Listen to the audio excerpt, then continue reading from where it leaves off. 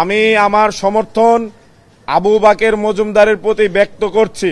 সকল রাজনৈতিক ছাত্র সংগঠন এবং গণ অভ্যুত্থানে অংশ নেওয়া প্রতিটি ব্যক্তিরই গণ অভ্যুত্থানের প্রতি দায় রয়েছে। সেই জায়গা থেকে বৈষম্য বিরোধী ছাত্র আন্দোলনের প্রতি আমাদের দায়বদ্ধতা আরো বেশি রয়েছে, কেননা আমরা বৈষম্য বিরোধী ছাত্র আন্দোলনের সাবেক কেন্দ্রীয় সমন্বয়ক এবং গণ অভ্যুত্থানের আমরা যতটুকু অবদান রাখা যায় আমাদের জায়গা থেকে চেষ্টা করেছি। আপনারা এও জানেন যে আমি একটি প্যানেল থেকে, সমন্বিত শিক্ষার্থী সংসদ প্যানেল থেকে জিএস পদে প্রতিদ্বন্দ্বিতা করার সিদ্ধান্ত নিয়েছি এবং আমার জায়গা থেকে সর্বাত্মকভাবে আমি প্রস্তুতি নিয়েছি যেন ডাকসু নির্বাচনে আমি জিএস পদে নির্বাচিত হতে পারি। কিন্তু আমার কাছে সবসময় মনে হয়েছে ঢাকা বিশ্ববিদ্যালয় ক্যাম্পাসে শুধু নয়, সব জায়গায় গণ অভ্যুত্থানের শক্তিসমূহের মধ্যে ঐক্য প্রয়োজন। সেই জায়গা থেকে আমি মনে করছি ঢাকা বিশ্ববিদ্যালয় কেন্দ্রীয় ছাত্র সংসদ নির্বাচনে যদি গণ অভ্যুত্থানের সামনের সারির নেতৃত্ব নির্বাচিত হতে পারে, তাহলে যে কারো চাইতে ঢাকা বিশ্ববিদ্যালয় শিক্ষার্থীদের প্রতি তারা বেশি দায়বদ্ধতা অনুভব করবে, কেননা যাদের ইতোপূর্বে ঢাকা বিশ্ববিদ্যালয় শিক্ষার্থীদের স্বার্থে লড়াই সংগ্রাম রয়েছে, তারাই ঢাকা বিশ্ববিদ্যালয় শিক্ষার্থীদের পরিশ্রমের মর্ম বুঝবে এবং তাদের জন্য অধিকতর কাজ করবে।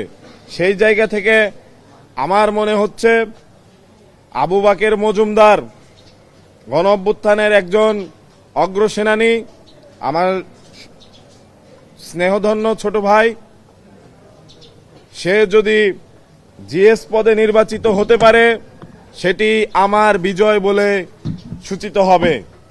আমি আমার সমর্থন আবু বাকের মজুমদারের প্রতি ব্যক্ত করছি।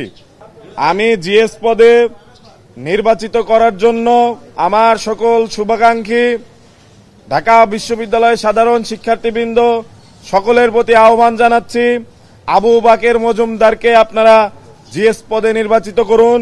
আবু বাকের মজুমদারের বিজয়ী মাহিন সরকারের বিজয় বলে সূচিত হবে ইনশাআল্লাহ।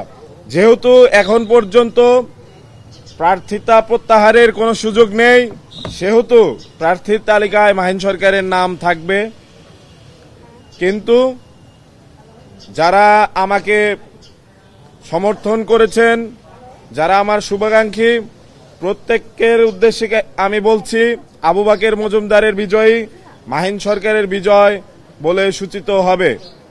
তাই আপনারা আপনাদের মূল্যবান যে সমর্থন ভোট সেটি দিয়ে আবু বাকের মজুমদারকে বিজয়ী করুন এবং গণ অভ্যুত্থানের শক্তিকে সুসংহত করুন।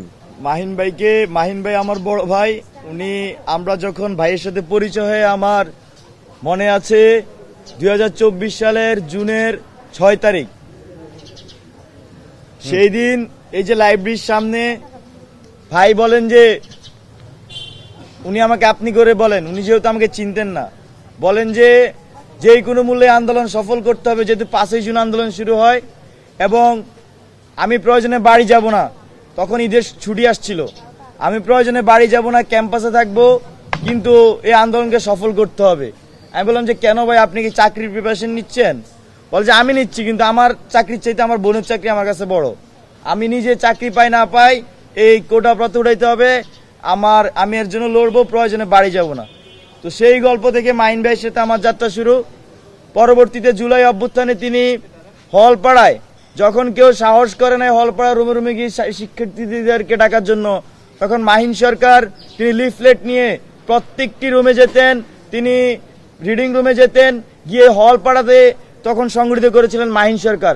কারণ আমরা যারা ছাত্রশক্তি ছিলাম তারা কিন্তু হলপাড়ায় মুভ করতে পারতাম না ছাত্রলীগের কারণে। ওই সময়টাতে মাহিন সরকারের নেতৃত্বে হলপাড়া প্রথমে সুসংগঠিত হয় এবং পরবর্তীতে আপনারা সবগুলো ধারাই জানেন, এই মাহিন সরকার কিন্তু সবার আগে বলেছিল যে আমাদের কিন্তু গণভবনের দিকে চোখ দিতে হবে, আমাদেরকে সংসদ ভবনের দিকে মার্চ করতে হবে। জুলাইয়ের একদম শুরুর দিক থেকে মাহিন সরকার এই কথা বলা শুরু করেছিলেন।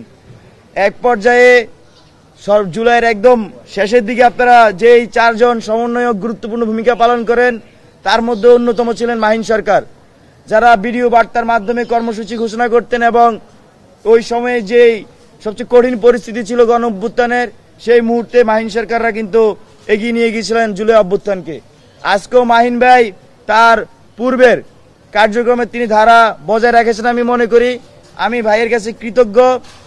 শুধু আমি না, এখানকার সবাই আমাদেরকে নানাভাবে সাজেস্ট করেছিলেন যে আমরা যাতে একত্রে মুভ করি, যে কোনো ফরম্যাটে হোক।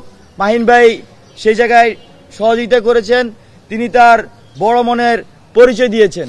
আমি ভাইয়ের কাছে সবার পক্ষ থেকে, আমার পক্ষ থেকে ধন্যবাদ, কৃতজ্ঞতা জানাই। আর আসলে এইটুকু বললেও শেষ হবে না। এর বাইরে যদি বলি যে আমরা আসলে একসাথে আমাদের পথ চলা অব্যাহত থাকবে, আপনারা আমাদেরকে দোয়া করবেন।